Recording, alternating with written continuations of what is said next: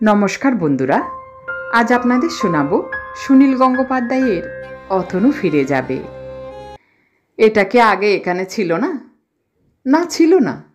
একটা বেটে মতো গম্বুজ, তার সব দিকে নানা রকম পোস্টারে মোড়া। একটা বড় ফিল্মের পোস্টারে এক যুবতী দুচোখ দিয়ে হাসছে। এক পাশে ছিল ধানক্ষেতার জলা, রাস্তার অন্য পাশে দোকানপাট। হ্যাঁ, স্পষ্ট মনে আছে অতনুর। ধানক্ষেতের পাশে যে অগভীর জলাভূমি, সেখানে গামছা দিয়ে মাছ ধরত কয়েকটি কিশোর। মাছ বিশেষ পাওয়া যেত না, ঝাপাঝাপি, কাদা মাখামাখি সার। কখনো হয়তো পাওয়া যেত কিছু কুচো চিংড়ি, বেলে আর পুঁটি। একদিন অতনু দুটো খলসে মাছ পেয়েছিল।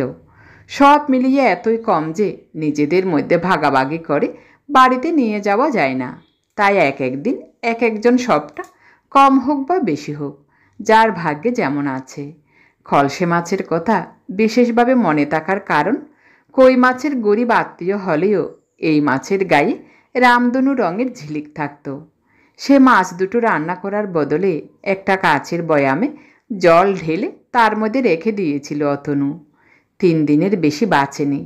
কই মাগুর জাতীয় মাছ মরে গেলে খেতে নেই বলে মা ছোট খলসে দুটো ফেলে দিয়েছিলেন।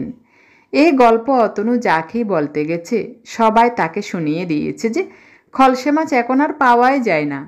খলসে এখন বিলুপ্ত প্রজাতি। সেই ধানক্ষেতার জলাভূমিও অদৃশ্য। এখন সেখানে সার এক ধরনের বাড়ি, 4 তলা, মেঠে রঙের। মনে হয় কোনো বড় সংস্থার কর্মচারীদের কোয়ার্টার। অদৃশ্য হওয়াই তো স্বাভাবিক। সীতারামপুর নামে পুর হলেও একসময় তো গ্রামই ছিল, এখন শহর হতে চলেছে। শহরের এত ধার ঘেঁষে কি ধানক্ষেত থাকে নাকি? অতনুদের ছেলেবেলায় এখানে রেল স্টেশন ছিল না। 4 মাইল হেঁটে চকবাজারে যেতে হতো। এখন স্টেশন হয়েছে বলে ধাঁধা করে বদলে যাচ্ছে গ্রাম। পরিবর্তনগুলো ঠিক মিলিয়ে নিতে পারে না অতনু। অনেক দিনের ব্যবধান। 17 বছরে সে সীতারামপুর ছেড়েছিল। এখন তার বয়স 42। কিন্তু মাঝখানে কি সে আর কখনো আসেনি? তা তো নয়। বেশ কয়েকবার ঘুরে গেছে। কিন্তু স্মৃতির এমনই কারসাজি, কৈশোরের ছবিগুলো এখনও জল করে। মাঝখানে অনেক দিনের শূন্যতা। অবশ্য মাঝখানে এসে সে আগে 2-3 দিনের বেশি থাকেনি। ভালো করে চারপাশটা তাকিয়ে দেখেনি। শেষ এসেছিল 7 বছর আগে, মায়ের মৃত্যুর সময়। তখন আবার অতনুর ওদিকেও খুব ব্যস্ততা। একটা প্রমোশন নিয়ে দর কষাকষি চলছিল। তবু মা বলে কথা, আসতেই হয়। শেষ দেখা হয়নি, শুধু শ্রাদ্ধের জন্য 3 দিন। মাতৃসুখের চেয়েও মন বেশি অস্থির ছিল চাকরির জন্য। তখন এখান থেকে আফ্রিকায় টেলিফোন করার সুবিধাও ছিল না। খালের ধারে একটা ছিল ভূতের বাড়ি, কৈশোরেরও আগে। বাল্য স্মৃতিতে একটা গা ছমছমে ভাব। বেশ বড় 3 তলা বাড়ি। দেয়ালে দেয়ালে বট অশ্বত্থ গাছ গজিয়ে গিয়েছিল। ভূত ছাড়াও সাপকোপেরও অভাব ছিল না। আসলে হয়তো কোনো শরিকি গণ্ডগোলে পরিত্যক্ত বাড়ি, কোনো সমৃদ্ধ মুসলমানের সম্পত্তিও হতে পারে। দেশভাগের পর চলে গিয়েছিল ওপারে। এখনও ওখানে কাছাকাছি মুসলমানদের একটি পল্লী আছে। এখনও সেই বুথের বাড়ির জায়গায় একটি ঝকঝকে রিসোর্ট। প্রচুর আলো ঝলমল করে। শহরের লোকেরা এখানে ছুটি কাটাতে আসে। ওরকম ভূতের বাড়ি আরও নানা জায়গায় ছিল। সবই হয়ে গেছে নিশ্চিহ্ন। হবেই তো, এরই নাম উন্নতি। তবে সেই রিসোর্টের দিকে তাকিয়ে এখনও অতনি কল্পনায় সেই ভূতের বাড়িটা দেখতে পায়। তার মনে হয় গ্রামে ট্রামে ওরকম 2-1টা হানা বাড়ি থাকা বোধহয় উপকারী ছিল। ওইসব বাড়িতে বাচ্চা ছেলে মেয়েদের ভয় ভাঙার ট্রেনিং হতো আস্তে আস্তে। অতনুরা প্রথম ওই বাড়ির আশেপাশে ঘুরে বেড়াতো। একটা কিছু আওয়াজ শুনলে দৌড়ে পালাতো ভয়ে। একটু বয়স বাড়লে সাহস করে পাড়ি দিয়েছিল বাগানে। বাড়িটার কাছে ঘেঁষত না। বাড়িটার মধ্যে সত্যি মাঝে মাঝে উৎকট শব্দ হতো। কেউ নাকি আগাগোড়া কালো সিল্কের বোরখায় ঢাকা এক মহিলাকে ধীর পায়ে দোতলার বারান্দায় হাঁটতে দেখেছে। কয়েক মুহূর্ত মাত্র। তারপরেই তিনি মিলিয়ে যেতেন হাওয়ায়। উনি রাবেয়া বেগম, মারা গেছেন 27 বছর আগে। কি করে যেন হঠাৎ একদিন ভয় ভেঙে গেল। মধ্য কৈশোরে 4-5 জন বন্ধুর সঙ্গে অতনু উঠে গিয়েছিল দোতলায়। গাঢ় দুপুরে, যখন চারপাশে কোনো শব্দ থাকে না। সেই সময় ভূতেরা এসে পেছন থেকে ঠেলা মারে। কই, কিছুই তো হলো না। কোনো ঘরেরই দরজা জানালা নেই, চতুর্দিক প্রচুর ভাঙা, কাঁচ ছড়ানো, আর ধুলোতে কিছু কিছু পায়ের ছাপ। ভূতেরা পায়ের ছাপ ফেলতে পারে কিনা তা ঠিক জানা ছিল না তখন। অনেক পায়রার বাসা ছিল। সেদিনটার কথা খুব ভালোই মনে আছে অতনুর, কারণ সেদিন সে শুধু ভূতের বাড়ি জয় করেনি, সেদিনই জীবনে প্রথম সে সিগারেট খায়। তার বন্ধু রতন শিখিয়েছিল, সিগারেট টানার মতন অমন নিরিবিলি জায়গা আর পাওয়া যাবে কোথায়। লেবু পাতা চিবিয়ে বাড়ি ফিরলেও কি করে যেন ধরা পড়ে গিয়েছিল মায়ের কাছে। মা কি কোনো শাস্তি দিয়েছিলেন? মায়ের দেওয়া শাস্তি কোনো মানুষই মনে রাখে না। বাবা চুলের মুঠি ধরে মাথাটা দেয়ালে ঠুকে দিতেন, সেটা মনে আছে। সেই দিনটাই তাদের দলে একটা মেয়েও ছিল না? কি যেন নাম তার? চিনু। চিনু, সে একটা গেছো মেয়ে, তাকে নেওয়া হবে না, তবু এসেছিল জোর করে। রোগা পাংলা চেহারা। সেই 13-14 বছর বয়সে তাকে মেয়ে বলেই মনে হতো না। বুকেও বোধহয় ঢেউ খেলেনি। হাফ প্যান্ট আর শার্ট পরে থাকতো। সিগারেট টানার সময় সেও জেদ ধরেছিল, আমায় দাও, আমিও খাবো, আমিও খাবো। কিন্তু তাকে দেওয়া হয়নি। কে যেন একটা চরও মেরেছিল তাকে। কোথায় হারিয়ে গেছে সেই মেয়েটা? এবারে 3 সপ্তাহের ছুটিতে এসেছে অতনু। সীতারামপুরে তার আর কোনো আকর্ষণ নেই। এখানে কয়েকটা দিন নষ্ট করার কোনো মানে হয় না। হঠাৎ মায়ের কথা খুব মনে পড়ছিল। এসেছে সেই নস্টালজিয়ায়। আসার পরই মনটা পালায় পালায় করছে। যৌথ পরিবার ছিল এক সময়, তারপর অনেক ভাগ হয়েছে। মায়ের মৃত্যুর পর তার দাদা এসে নিজেদের অংশটা বিক্রি করে দিয়ে যায় এক কাকাকে। সেই কাকা অতনুর বাবার বইমাত্রীয় ভাই। ছোটবেলায় খুব ভালোবাসতেন অতনুকে। সেই স্মৃতিতে এখানে আসা। কাকার পরিবার বেশ খাতির যত্ন করছে তাকে, তবু অতনুর অস্বস্তি কাটছে না। কাকা বুড়ো হয়ে গেছেন, অসুখের কথা ছাড়া আর কোনো কথা জানেন না। 2 খুড়তুতো ভাইকেই অচেনা মনে হয়। 2 ভাইয়ের স্ত্রী খুব ঝগড়া করে, কিন্তু চাষের জমি আছে, তার থেকে উপার্জন অনিশ্চিত। বাজারে একটা জামা কাপড়ের দোকানে সিকিবাক মালিকানা, সে আয়ও যথেষ্ট নয়। মা যে ঘরটায় থাকতেন সে ঘরটা এখন বৈঠকখানা। কয়েকটা ছেঁড়া ছেঁড়া বেতের চেয়ার, একটা তক্তপোষ আর একটা টিভি। মায়ের কোনো চিহ্নই নেই। খুড়তুতো ভাইয়ের 2 স্ত্রীর মধ্যে একজন নিঃসন্তান, অন্যজনের 3টে ছেলে মেয়ে। 3টির বয়স 9, 12, 14। মেয়েটি বড়। অতনুর আর বিয়ে থা করা হয়নি। ছোট ছেলে মেয়েদের সে ভালোবাসে, ওদের সঙ্গে তার বেশি সময় কাটে। মাঝে মাঝে অতনু মনে মনে ওদের সঙ্গে তুলনা করে তার বাল্য কৈশোর বয়সের। তখন এখানে প্রচুর ফাঁকা জায়গা ছিল, কিছু কিছু বাগান আর পুকুর ছিল। অতনু তার বন্ধুদের সঙ্গে হুটোপুটি করে বেড়াতো, বাদরের মতন লাফালাফি করত অন্যদের বাগানের গাছে। ফল পাকুড় খেয়েছে, লাঠির বাড়িও খেয়েছে। সন্ধ্যের পরে দেরি করে বাড়ি ফিরলে বকুনি খেয়েছে বাবার কাছে। এখন তার খুড়তুতো ভাইয়ের ছেলেমেয়েরা স্কুলে যায়, বাড়িতে কিছুক্ষণ পড়তে বসে, আর বাকি সব সময়টা টিভি দেখে। বাড়ির বাইরে কোথাও যায় না, খেলতেও যায় না। তাই তারা লক্ষ্মী ছেলে মেয়ে। অতনু বুঝতে পারে এরা হয়তো সারা জীবন এই গ্রামেই থাকবে, আর কোথাও যাবে না। অতনুকেও ওদের সঙ্গে টিভি দেখতে হয়। অতনু খানিকটা কৌতূহল নিয়েই টিভির অনুষ্ঠানগুলো, বিশেষত বিজ্ঞাপন দেখে। কোনো দেশের অনেকখানি সমাজের ছবি বিজ্ঞাপন দেখলেই বোঝা যায়। এখানকার বিজ্ঞাপন দেখে সে প্রায় হতবাক। মনে হয় যেন ইন্ডিয়া নামের দেশটা পুরোপুরি ওয়েস্টার্নাইজড হয়ে গেছে। ছেলে মেয়েদের কী সব চোখ জলসানো পোশাক, কত রকম গাড়ি, কম্পিউটার, দারুণ কেরামতি। আর কত টাকা খরচ হয় একটা বিজ্ঞাপনে। এসব দেখে হাসে অতনু। দূরে থাকলেও সে তো মোটামুটি খবর রাখে দেশের। ইন্টারনেটেও পড়া যায় কলকাতার খবরের কাগজ। টিভিতে অনেকগুলো বাংলা চ্যানেল, তাতে সিনেমা দেখায়, আর হরেক সিরিয়াল কাহিনী বিদেশের মতন। এসব একটা সিনেমারও সে নাম শুনেনি। এখনকার অভিনেতা অভিনেত্রীদেরও সে চেনে না। উত্তম কুমার চলে গেছেন সে জানে, কিন্তু বসন্ত চৌধুরী, ভানু বন্দ্যোপাধ্যায়, জহর রায়, রবি ঘোষ, অরুন্ধতী, অনুপ এরা কেউ নেই। পুরনোদের মধ্যে রয়েছেন সৌমিত্র চট্টোপাধ্যায়। আর একালের একজন নায়িকাকে কেন যেন তার চেনা চেনা মনে হয়।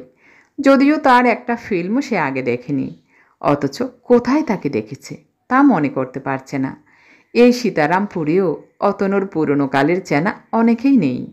তার স্কুলের বন্ধুদের মধ্যে 4-5 জন এখানকার সঙ্গে সম্পর্ক চুকিয়ে চলে গেছে কলকাতায় বা বিদেশে। আর যারা রয়ে গেছে তারা রাজনীতির কচকচি বেশ ভালোই বোঝে, কিন্তু অন্য কোনো বিষয়ে তারা প্রায়ই কিছুই খবর রাখে না। আফ্রিকা সম্পর্কে একেবারে অজ্ঞ। যাদের সঙ্গে তুই তুই সম্পর্ক ছিল তারা এখন তাকে তুমি বলে। এদের সবারই বিশ্বাস বিদেশে যারাই থাকে তারা সবাই খুব বড়লোক। এনআরআইরা অনেক টাকা পকেটে নিয়ে দেশে বেড়াতে আসে। অবশ্য এনআরআই বলতে ইউরোপ আমেরিকার অনাবাসীদের কথাই সবাই ভাবে। তারা ডাক্তার বা ইঞ্জিনিয়ার বা বিজ্ঞানী বা বড় বড় বিদ্বান। অতনু এর কোনোটাই নয়। ছোটবেলায় সে ভেবেছিল ডাক্তার হবে।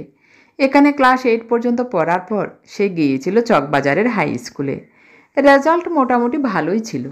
কলকাতায় গিয়ে ডাক্তারি পড়া যেত অনায়াসেই। থাকতে হবে হস্টেলে। সব যখন প্রায় ঠিকঠাক, তখন একদিন রাত্রির খাওয়া দাওয়ার পর তার বাবা একটা সিগারেট ধরিয়ে টানছেন বারান্দায় বসে। হঠাৎ প্রবলভাবে কাঁপতে কাঁপতে পড়ে গেলেন মেঝেতে। বুকে ছুরিবিদ্ধ মানুষের মতন গড়াতে গড়াতে আর্তনাদ করতে লাগলেন। একজন ডাক্তারকে ধরে আনা হয়েছিল 2 ঘন্টা বাদে। ততক্ষণে বাবার শ্বাস প্রশ্বাস খরচ হয়ে গেছে। সেই সঙ্গে শেষ হয়ে গেল অতনুর ডাক্তারি পড়ার স্বপ্ন। দাদা তখন রেশনিং অফিসে কেরানির চাকরি পেয়ে বর্ধমানে পোস্টেড। ছোট বোনের বিয়ে হয়নি। অতনু পড়াশোনা বন্ধ করে 1 বছর পরে রইল এখানে। তারপরেও থেকে যেতে পারত গ্রামের অন্য ছেলেদের মতো। সেই 16 বছর বয়সেই সংসারের অনটন দেখে চেষ্টা করছিল টুকটাক উপার্জনের। বাবা অনেক ধার রেখে গেছেন। কিছুদিন সে আরও প্রত্যন্ত গ্রাম থেকে হাঁস মুরগির ডিম কিনে এনে সাপ্লাই দিত বাজারের কাছের 2 ভাতের হোটেলে। শুধু মা দুঃখ করে বলতেন, তোর আর পড়াশোনা হবে না রে তনু, আমার গয়না বিক্রি করে দেব, তবু তুই পড়। কখানায় বা গয়না মায়ের, তা বিক্রি করে শহরে গিয়ে বেশি দিন পড়াশুনো চালানো যায় না। তাছাড়া ছোট বোনের বিয়ের সময় গয়নাগুলো লাগবে না। মায়ের বড় ভাই থাকতেন পুনায়। তিনি সেখানে স্কুল শিক্ষক। তিনি প্রস্তাব দিলেন অতনুকে তার কাছে পাঠিয়ে দিলে তিনি ওর পড়াশোনার দায়িত্ব নেবেন। অতনু চলে গেল পুনায়। এই সবই যেন সাপলুডুর উঠানামা। সংসারে আরেকটি খাওয়ার পেট বৃদ্ধি পাওয়ায় বড় মামিমা প্রথম থেকেই অতনুকে পছন্দ করেননি। তাকে খুব দোষ দেওয়া যায় না। তাদেরও অভাবের সংসার, আর বড় মামাও খানিকটা আলাভোলা মানুষ। তিনি অতনুকে ডাক্তারি পড়াতে পারেননি। তবু ঢুকিয়ে দিয়েছিলেন হোটেল ম্যানেজমেন্ট ট্রেনিং ইনস্টিটিউটে। সেখান থেকে পাশ করার পরই বিজ্ঞাপন দেখে সে চাকরি পেয়ে যায় আফ্রিকার কেনিয়ায়। সীতারামপুর গ্রামের একটি ছেলে চাকরি করতে যাবে কেনিয়ার হোটেলে। নিয়তির নির্বন্ধ। আফ্রিকা থেকে মাকে নিয়মিত টাকা পাঠিয়েছে অতনু। তখনই ছোট বোনের বিয়ে হয়। দাদা বাড়ির সঙ্গে বিশেষ সম্পর্ক রাখেনি। আফ্রিকায় অতনুর চাকরি নিয়ে অনেক ঝঞ্ঝাট হয়েছে বেশ কয়েক বছর। ওখানে হোটেল ম্যানেজমেন্টে ইন্ডিয়ান ট্রেনিংয়ের চেয়েও সুইজারল্যান্ডের ট্রেনিং সার্টিফিকেটের কদর অনেক বেশি। কেনিয়ার ট্যুরিজম ও হোটেল ম্যানেজমেন্টে অনেক সুইস কাজ করে। তাদের সঙ্গে রেষারেষিতে অতনুর পদোন্নতি আটকে যায় বারবার। একবার তার কর্মস্থান হোটেলটা বিক্রি হয়ে যায়। নতুন মালিকরা প্রথমে তাকে রাখতেই চায়নি। রাখলেও অ্যাসিস্ট্যান্ট ম্যানেজারের পদ তাকে দিতে চায়নি। সেই সময়েই মা মারা যান। মাকে নিজের কাছে নিয়ে রাখতে চেয়েছিল অতনু। মা রাজি হননি। শুধু বলতেন, আফ্রিকা, ওরে বাবা, না না, ওখানে গিয়ে থাকতে পারবো না। মা ভাবতেন শুধু নেংটি পড়া বর্ষা হাতে দুর্দর্শ ধরনের মানুষরাই সেখানে ঘুরে বেড়ায়। মাকে কিছুতেই বোঝাতে পারেনি অতনু যে নাইরোবি খুবই আধুনিক শহর। সেখানকার মেথররাও প্যান্ট শার্ট ও জুতো পরে। মা না হয় স্বল্প শিক্ষিত মহিলা, ওরকম ধারণা থাকতেই পারে, কিন্তু এখানকার অনেক শিক্ষিত ভদ্রলোকেরও তো আধুনিক আফ্রিকা সম্পর্কে ধারণা পরিষ্কার নয়। যতবার সে দেশে এসেছে প্রতিবারই কেউ না কেউ বলেছে, তুমি আফ্রিকায় পড়ে আছো কেন, বিলেত আমেরিকায় চলে যেতে পারলে না? ওসব দেশে তো হোটেল অনেক বেশি। এবারেও একজন বলছে কলকাতাতেও অনেক নতুন নতুন হোটেল খুলছে, তুমি এখানে কাজ পাও কিনা দেখো না। গত 5 বছর ধরে অতনু নাইরোবির যে হোটেলে কাজ করছে সেটা কলকাতার গ্র্যান্ড বা তাজের চেয়ে অনেক বড়। সেখানকার কাজে সে বেশ খুশি। একটি বেলজিয়ান মেয়ের সঙ্গে সহবাস করে। কলকাতা শহরটা অনেকটা বদলেছে ঠিকই, এয়ারপোর্ট থেকে আসবার যে নতুন রাস্তাটা হয়েছে, সে রাস্তার পাশে পাশে নতুন নতুন প্রাসাদ দেখে সে মুগ্ধ হয়ে গেছে। তার মনে হয় কলকাতার চেয়ে সে নাইরোবি শহর অনেক বেশি চেনে। কলকাতায় তো সে কখনো থাকেনি। এবারে অবশ্য সে একটা ভালো জায়গা পেয়েছে। রাজেশ আগরওয়াল নামে মারোয়ারি ভদ্রলোকের ব্যবসা আছে কেনিয়া আর তানজানিয়ায়। তিনি নাইরোবিতে প্রায়ই যান এবং প্রতিবারই রয়্যাল ক্রাউন হোটেলে উঠেন। ভদ্রলোক বাংলা বলেন মাতৃভাষার মতো। মেনটেন্যান্স ম্যানেজারের নাম অতনু ঘোষ দেখেই তিনি তার সঙ্গে আলাপ করেছেন। মাঝে মাঝে সন্ধ্যাবেলা গল্প হয় অনেকক্ষণ। অতনু নিজের কোয়ার্টারে তাকে নেমন্তন্ন করেও খাইয়েছে। তিনিও অতনুকে আমন্ত্রণ জানিয়ে রেখেছিলেন কলকাতায়, তার নিজের বাড়িতে নয়। আগরওয়ালদের একটি ননফেরাস মেটালের কারখানা আছে টালিগঞ্জ অঞ্চলে। অতনুর থাকার ব্যবস্থা করেছেন তিনি। পরিষ্কার পরিচ্ছন্ন দেয়ালঘেরা এলাকাটিতে রয়েছে সুসজ্জিত বাগান। একটি গাড়িও বরাদ্দ করা আছে তার জন্য। অতনু অবশ্য মেট্রো ট্রেনে যাতায়াত করে বেশ নতুনত্ব বোধ করে। কলকাতা শহরের মাটির তলা দিয়ে ট্রেন চলে, এ খবর তার না জানার কথা নয়। যদিও আগে কখনো সচক্ষে দেখিনি, তাই প্রথম দিনে সে ট্রেনে ওঠা যেন মনে হয়েছিল আবিষ্কারের মতন। রাত 8টা-9টায় ট্রেন থেকে নামলে এদিক ওদিক ছড়িয়ে ছিটিয়ে দাঁড়িয়ে থাকা কিছু মেয়েকে দেখা যায়। তাদের স্বাস্থ্য এত খারাপ কেন? ভালো করে স্বাস্থ্যও জানে না। যে শহরের বার নারীদের অবস্থা করুন, সে শহরের নৈতিক স্বাস্থ্যও খারাপ হয়। অর্থাৎ অনেক সুখী সংসারের মধ্যেই নৈতিকতার পতন হয়েছে। সত্যি কি তাই? জাগতিক উন্নতি আর নৈতিকতার পতন পাশাপাশি চলে। এই শহর থেকেই সবচেয়ে বেশি কিশোর ও যুবতী পাচার হয়ে যায় বাইরে। খবরের কাগজেই ছাপা হয়। সেই সব মেয়েদের জায়গা হয় না এই উন্নতির মধ্যে। ভালো পেনের ব্যবহার তো উঠেই গেছে। এখন সবাই সংস্থার পেন দিয়ে লেখালেখি করে। অতনুর বাবার পকেট থেকে একটা শেফার্স পেন চুরি গিয়েছিল লোকাল ট্রেনে। এখন সেই সব পেন পকেট মাররা বেকার। 7-8 টাকার ডট পেন মেরে কোনো লাভ হয় না। মেট্রো সিনেমার সামনে একজন শিরিঙ্গে চেহারার প্রৌঢ় সেই পেন বিক্রি করতে এসেছিল অতনুকে। হোটেলে যারা কাজ করে তাদের কাছে এই পেন যে কত গন্ডা থাকে তার ঠিক নেই। সীতারামপুরে বিলি করার জন্য অতনু তার হোটেলে নাম লেখা এই ধরনের পেন এনেছিল 5 ডজন। লোকটিকে দেখে অতনু চমকে উঠে কিছু বলতে গিয়েও থেমে গেল। সে চিনতে পেরেছে, কিন্তু সেটা জানানো ঠিক নয়। এই লোকটি তাদের সীতারামপুরের স্কুলের ইন্দুভূষণ স্যারের ছেলে বিশ্বনাথ, অতনুর সহপাঠী। অথচ এর মধ্যে এত বুড়ুটে চেহারা হয়ে গেছে। দারিদ্র আয়ু হরণ করে নেই। স্বাস্থ্য ও শরীরের জ্যোতি সবই খেয়ে নেই। অতনুর এখনও অঠুট চেহারা। গায়ের রং কালো হলেও অনেকে তাকে সুপুরুষই বলে। বিশ্বনাথ স্কুল মাস্টারের ছেলে, অথচ তারই পরিণতি জুয়া খেলে না, না নেশা করে। উন্নতির দৌড়ে সে পা মেলাতে পারেনি। মস্ত বড় হোর্ডিংয়ে বাংলা ফিল্মের এক নায়িকার মুখ দেখে তার খটকা লাগে। কোথায় একে দেখেছে? কোনো ফিল্মে নয়। কলকাতার সংস্কৃতি জগতের সঙ্গে রাজেশ আগরওয়ালের বেশ যোগাযোগ আছে। তার অনেক ব্যবসা, তাছাড়াও ফিল্ম প্রডিউস করেন। এতগুলো ব্যবসার কথা মাথায় রাখেন কি করে? এত টাকা নিয়েই বা কী পরমার্থ হবে? মাঝে মাঝেই তিনি 5 তারা হোটেলে পার্টি দেন একটা শহরের, যাদের বলে গ্লটারেট্টি। তারা অনেকেই আসেন। কিছু কিছু রাজনীতির লোকও। সার্থকভাবে ব্যবসা চালাতে গেলে টেবিলের তলা দিয়েও কিছু কিছু আদান প্রদান করতে হয়, সবাই জানে। তবুও জিনিসটা চাপা দেওয়ার জন্য মাঝে মাঝে সংস্কৃতির অনুষ্ঠানের আয়োজন করা বেশ সুবিধাজনক। বাঙালিদের ধারণা, যারা সংস্কৃতি ভালোবাসে তারা উচ্চমার্গের মানুষ। তারা কখনো কোনো নোংরা ব্যাপারে জড়াতে পারে না। রাজেশ আগরওয়াল অতি সজ্জন ও বিনয়ী ব্যক্তি।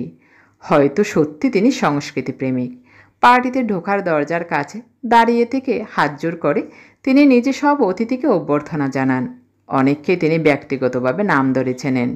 ভদ্রতাবশত তিনি অতনুকেও আজকের পার্টিতে আমন্ত্রণ জানিয়েছিলেন। হোটেল সংলগ্ন বিস্তৃত লনে পার্টি। সবুজ ঘাস ঘিরে চেয়ার। অতিথি অন্তত 50 জন তো হবেই। মাঝখানে একটা অস্থায়ী মঞ্চে একটি মেয়ে গান গাইছে। আজকাল গায়িকাদের খুব স্বল্প পোশাক পরাই রীতি। সারা গা ঢেকে গান আজকাল পুজোর অনুষ্ঠানেও চলে না। গরম দেশ, তবু এর মধ্যে অনেক পুরুষেরই অঙ্গে কোট আর টাই, আর মেয়েদের শরীরের অনেকটাই খোলামেলা। এত লোক হলে ছোট ছোট দলে ভাগ হয়ে আড্ডা হয়। 2-4 জন মদের গ্লাস হাতে ঘুরে ঘুরে অনেকের সঙ্গে আলাপ করে। আর বেশিরভাগ অতিথি বসে থাকে একই চেয়ারে। অতনু এখানে একজনকেও চেনে না। সে গ্রামের ছেলে, কলকাতায় কখনো পাত্তা পায়নি। তারপর পুনা থেকে চলে গেছে ধামদারা গোবিন্দপুরের চেয়েও অনেক দূরে কালো মানুষদের দেশে। এই ধরনের পার্টিতে এলে সে জানে একা একা বেশি মদ খেয়ে নিতে হয় আর দেখতে হয় অন্যদের। হোটেল ম্যানেজমেন্টের ট্রেনিং থেকে সে জানে মদ খেয়ে কখনো বেচাল হতে নেই। একটা সময়ে মদের গেলা শুধু হাতে ধরে রাখলেও চুমুক দেবার বদলে মাঝে মাঝে ফেলে দিতে হয় মাটিতে। অতনু নিজে থেকে কারো সঙ্গে আলাপ করে না, তবে অচেনা কেউ কথা বলতে এলে সে গুটিয়ে থাকে না। একটা কিছু হাসি ঠাট্টার প্রসঙ্গ খুঁজে নেয়। পার্শ্ববর্তী 5-6 জনের দলের একজন সুবেশা তরুণী তার দিকে ঝুঁকে বলল, আপনার সঙ্গে আমাদের আলাপ নেই। আমার নাম সুদর্শনা রায়গুপ্ত, আমি একজন সাংবাদিক। অতনু নিজের নাম জানিয়ে বলল, গ্ল্যাড টু মিট ইউ। আপনি কোন কাগজের? সুদর্শনা নিজের কাগজের একটা কার্ড দিয়ে বলল, আপনি কোথায়? অতনু বলল, আমি তাকে আফ্রিকায় কয়েকদিনের জন্য এসেছি। আফ্রিকা শুনে একজন পুরুষ গলা বাড়িয়ে বলল, আপনি আফ্রিকায় থাকেন? কোথায়? এই ধরনের বাঙালি আড্ডায় কথা জমাবার জন্য অতনুর একটা বাঁধা রসিকতা আছে। সে বলল, আমি তাকে কেনিয়ার নাইরোবি শহরে। রবীন্দ্রনাথ এই শহর নিয়ে গান লিখেছেন, আপনারা জানেন? এবার অনেকগুলি কৌতূহলী মুখ কাছে ঝুঁকে আসে। একজন বলল, রবীন্দ্রনাথ আফ্রিকা নিয়ে একটা বড় কবিতা লিখেছেন জানি, কিন্তু লাইব্রেরি নিয়ে। অতনু বলল, রবীন্দ্রনাথ নিজের নাম নিয়ে অনেক কবিতা ও গান লিখেছেন, তাই রবির সঙ্গে কবি, হবি, ছবি এইসব মিল দিয়েছেন। মিল খুঁজতে খুঁজতে একবার নাইরোবিও পৌঁছে গেছেন একটা গানে। সেই গানটা হলো, সকালবেলার আলোয় বাজে বিদায় ব্যথার ভৈরবী, আনবাসী তোর আন কবি। এরপর একটা লাইন হলো, নাই যদি রোশো নাই রবি, সেদিন নাই রবি। সবাই কলহাস্যমুখর হয়। আর কিছু বলার আগে একটা গুঞ্জন ও কিছু লোকের ব্যস্ততা দেখা যায় প্রবেশ মুখে। বিশিষ্ট কোনো অতিথি এসেছেন। রাজেশ আগরওয়াল হাতজোড় করে ও কোমর ঝুঁকিয়ে সেই অতিথিকে নিয়ে আসছেন। অতিথি একজন মহিলা, সাদা সিল্কের শাড়ি পরা, তার দিকে ঝিলিক মারছে অনেক জরির চুমকি। মাথার চুল চুরো করে বাঁধা, পালিশ করা মুখ, খুব গ্ল্যামারের ছড়াছড়ি। অতনু সাংবাদিকটিকে জিজ্ঞেস করল, ইনি কে? সে বলল, সে কি, আমাকে বলছেন? আর কারোকে বলবেন না, লোকে আপনাকে গেঁয়ো ভূত ভাববে। সুরশ্রী মিত্র, বাংলা ফিল্মের সবচেয়ে নামী নায়িকা। মুম্বাই থেকেও ডাক এসেছে, চলে গেল বলে। আরেকবার তাকিয়ে দেখে বুঝল, কয়েকদিন আগেই টিভির কোনো ফিল্মে সেই নায়িকাটিকে দেখেছে। গ্রাম্য মেয়ের ভূমিকায় সাজ পোশাক ছিল অন্যরকম। কেন ওকে একটু চেনা চেনা লাগছিল তার কারণটাও বোঝা গেল। সীতারামপুরের গোল গম্বুজটার গায়ে ফিল্মের পোস্টারে এরই মুখের ছবি ছিল। যাতায়াতের পথে সে অনেকবার দেখেছে। একটু বাদে রাজেশ আগরওয়াল তার এই প্রাইসড পজিশনটি সকলকে ভালো করে দেখাবার জন্য নিয়ে আসলেন। প্রতিটি চেয়ারের সামনে জনজনে হাত তুলে নমস্কার করছে। উত্তরে মিষ্টি হাসি বিলুচ্ছেন নায়িকাটি। অতনুর কাছে এসে সে একটু থমকে দাঁড়িয়ে চেয়ে রইল নির্নিমেষে। তারপর অস্ফুট গলায় বলল, তনুদা। অতনুরও আর চিনতে দেরি হলো না, সেও সঙ্গে সঙ্গে বলল, চিনু, তাই না? নায়িকা জিজ্ঞেস করলো, তুমি এখানে কোথা থেকে এলে? তুমি তো হারিয়ে গিয়েছিলে। অতনু বলল, এসেছি এক জঙ্গলের দেশ থেকে। দৃশ্যটি একটু বেশ নাটকীয়, তাই বেশিক্ষণ টানা যায় না। অভ্যেস মতন অতনুকেও একটু হাসি উপহার দিয়ে এগিয়ে গেল নায়িকা অন্যদের দিকে। এই সেই দস্যি মেয়ে চিনু, বিশ্বাস করতে কষ্ট হয়। সে যে রূপকথার গল্পে আছে, একটা ব্যাঙ একদিন হঠাৎ রাজপুত্র হয়ে গেল, এই জন্য ঠিক তার উল্টো। সেদিনের সেই রোগা প্যাংলা মেয়েটা আজকেরই রূপসী। মহিলা সাংবাদিকটি জিজ্ঞেস করল, আপনি একে পার্সোনালি চেনেন বুঝি? অতনু তাচ্ছিল্যের সঙ্গে বলল, সে অনেক ছেলেবেলায়। সে বুঝিয়ে দিল যে এই বিষয়ে সে আলোচনা চালাতে উৎসাহী নয়। সে চুমুক দিল গ্যালাসে। একটু পরেই এক যুবক এসে অতনুকে বলল, আপনাকে একবার ওদিকে ডাকছে। আলোর বৃত্ত থেকে একটু বাইরে আদৌ অন্ধকারে একটা চেয়ারে বসে আছে নায়িকা। তাকে ঘিরে দাঁড়িয়ে আছে কয়েকজন। অতনুকে দেখে সে অন্যদের বলল, এই এখানে একটা চেয়ার দাও, আর তোমরা একটু যাও, ওর সঙ্গে আমার কথা আছে। অতনু বসবার পর একটু ঝুঁকে এসে তার একটা হাত ধরে নায়িকা সম্পূর্ণ অভিনয়হীন গলায় বলল, তনুদা, তোমাকে কতদিন পর দেখলাম। আগরওয়ালজি বললেন, তুমি এখন আফ্রিকায় থাকো? অতনু বলল, হ্যাঁ চিনু, তুই কবে সিনেমার নায়ক হয়েছিস? শুনলাম তোর খুব নাম। এসব আমি কিছুই জানি না, তোর ভালো নামও তো আমি জানতাম না। চিনু বলল, কেন, তোমাদের ওখানে বাংলা ফিল্ম যায় না? অতনু বলল, কি জানি, হিন্দি ফিল্ম কখনো সখনো প্রাইভেটলি দেখানো হয় শুনেছি, তাও আমার দেখা হয় না। তুই হিন্দিতেও করেছিস? করেছি দু একটা, সব বাঙালিরাই আমাকে চেনে, একমাত্র তুমি ছাড়া। তারপর একটু দুষ্টুমির হাসি দিয়ে সে আবার বলল, কিংবা একমাত্র তুমি আমাকে যেভাবে চেনো সেভাবে এখন আর কেউ চেনে না। তুই কি করে নায়িকা হয়ে গেলি রে? চেহারাটাও বদলে গেছে। ওসব কথা ছাড়ো, হয়ে গেছে কোনো রকমে। তুমি কেমন আছো বলো? বিয়ে করেছো? ভালোই আছি রে, না বিয়ে করিনি, তবে একজন বিদেশিনী মেয়ের সঙ্গে ভাব আছে। তুই? আমার একটা বিয়ে ভেঙে গেছে, আর একটা? না, এখনও কিছু ঠিক নেই। তুই আমাকে দেখে চিনলি কি করে? আমি তো তোকে চিনতে পারিনি, শুধু একটু একটু মনে হচ্ছিল তোর নাকটা শুধু। হ্যাঁ, আমার ঘনিষ্ঠ বন্ধুরা আমাকে বলে নাকেশ্বরী। তোমার চেহারা তো প্রায় একই রকম আছে, পুরুষরা বিশেষ বদলায় না, আমাদের তো মেকআপ টেকআপ নিয়ে। অতনু একটা সিগারেট ধরালো। চিনু বলল, তুমি এখনও সিগারেট খাও? অনেকেই তো। আমিও ফিল্ম লাইনে এসে প্রথম প্রথম খুব খেতাম, এখন একদম ছেড়ে দিয়েছি, অন্তত 7 বছর। তোমার থেকে একটা টান দিই। সিগারেটটা হাতে নিয়ে একটু অন্যমনস্ক হয়ে গেল চিনু। অতনু জিজ্ঞেস করল, তুই আর সীতারামপুরে যাস? চিনু বলল, না, ওখানে তো ছিল আমার মামা বাড়ি, প্রায়ই যেতাম এক সময়। আমাদের বাড়ি ছিল ব্যারাকপুরে, তারপর বাবা বদলি হয়ে গেলেন নর্থ বেঙ্গলের মালবাজারে। অতনু বলল, ও হ্যাঁ, মামা বাড়ি। ওরা আর কেউ নেই শুনেছি। তোর একটা ফিল্ম কয়েকদিন আগে দেখলাম টিভিতে, নামটা বোধহয় আশালতা, তাই না? হ্যাঁ, তাতে তুই একটা গ্রামের মেয়ে, ডুরে শাড়ি পরা, একটা সিনে আছে তুই একটা পুকুর থেকে ডুব দিয়ে উঠে এলি। হারে চিনু, তুই ওরকম কোমর দুলিয়ে হাঁটা কোথায় শিখলি রে? গ্রামের মেয়েরা কি ওইভাবে হাঁটে? তুমি কি যে বলো না তনুদা, সিনেমা করতে গেলে কত কি শিখতে হয়। গ্রামের মেয়েরা ওইভাবে হাঁটে না, ওসব মেক বিলিভ। অধিকাংশ সিনেমায় তো রূপকথা, তাই না? তুই নাচ জানিস? মাঝে মাঝে নাচতে হয়, কিন্তু তাকে নাচ বলে না। একজন যুবক হন্তদন্ত হয়ে এসে বলল, মিস, আপনাকে ওদিকে আসতে বলছেন আগরওয়ালজি, সবাই আপনাকে চাইছে। চিনু রুক্ষ গলায় বলল, একটু পরে যাচ্ছি, এখন ডিস্টার্ব করো না। ছেলেটি ফিরে যাবার পর চিনু বলল, একটু নিরিবিলিতে যে তোমার সঙ্গে গল্প করব তার উপায় নেই। তুমি কতদিন আছো? অতনু বলল, পরশু ফিরে যাব। চিনু বলল, এই রে, এই 2 দিন আমার টানা শুটিং। আউটডোর। তুমি আসবে ডায়মন্ড হারবারে? না থাক, শুটিংয়ের সময় আমি তোমার সঙ্গে ভালো করে কথা বলতে পারবো না, তোমারও বোরিং লাগবে। অতনু বলল, শুটিং দেখা আমার পোষাবে না। আবার একজন যুবক দৌড়ে এসে বলল, মিস, আপনার নাম অ্যানাউন্স করা হয়ে গেছে, আপনাকে একবার সেন্টার স্টেজে দাঁড়াতে হবে। চিনু বলল, ঠিক আছে, যাচ্ছি। উঠে দাঁড়িয়ে সে অনেকটা আপন মনে বলল, নায়িকা টায়িকা হতে গেলে অনেক কিছু মূল্য দিতে হয়, সে তুমি বুঝবে না। অতনু মনে মনে ভাবল, না বোঝার কী আছে, সব দেশেই তো এক। চিনু আবার বলল, যে কোনো লাইনেই ওপরে উঠতে গেলে কিছু না কিছু মূল্য দিতে হয়ই, তাই না? আমাদের ফিল্ম লাইনেও কোনো ইনহিবিশন রাখলে চলে না। তোমার সঙ্গে আবার কখনো দেখা হবে কিনা জানি না, তবু একটা কথা বলতে খুব ইচ্ছে করছে, বলবো? বল।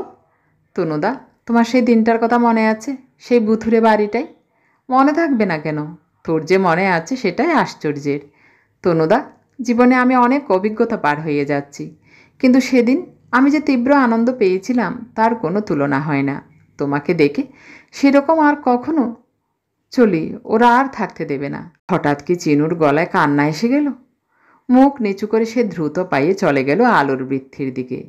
অতনু আরও কিছুক্ষণ বসে রইল সেখানেই, সেই বটসত্ত্বের ফাটল ধরানো পুরো বাড়ি, গা ছমছমে দুপুর। সিগারেট খেতে চেয়েছিল চিনু। একদিন অতনুকে ধরে ঝুলোঝুলি, তাই বন্ধুদের বাদ দিয়ে শুধু চিনুকে নিয়ে এক দুপুরে চুপি চুপি সেই বাড়িতে গিয়েছিল অতনু। সিগারেটে প্রথম টান দিয়েই কাশতে শুরু করেছিল চিনু, তার পিঠে ছোট ছোট চাপড় মেরে দিচ্ছিল অতনু। তারপর কি যেন হলো, পরপর 5টা চুমু খেয়েছিল সে। চিনু অবাক হয়নি। প্রথমবারের পর পাখির বাচ্চা যেমন পাখি মাইয়ের সামনে ঠোঁট ফাঁক করে থাকে, সেইভাবে চিনু এগিয়ে দিয়েছিল ঠোঁট। তাদের দুজনেরই সেই প্রথম অভিজ্ঞতা। তারপর নদী দিয়ে কত জল গড়িয়ে গেছে, সেই বাড়িটা আর নেই। চিনু কত বদলে গেছে, অনেক কিছুই বদলে গেছে। তবু চিনু যে আজ বলল, সেরকম তীব্রতা সে আর জীবনে পায়নি। তার চোখে জল এসে গেল। এই স্মৃতি নিয়েই ফিরে যাবে অথনু।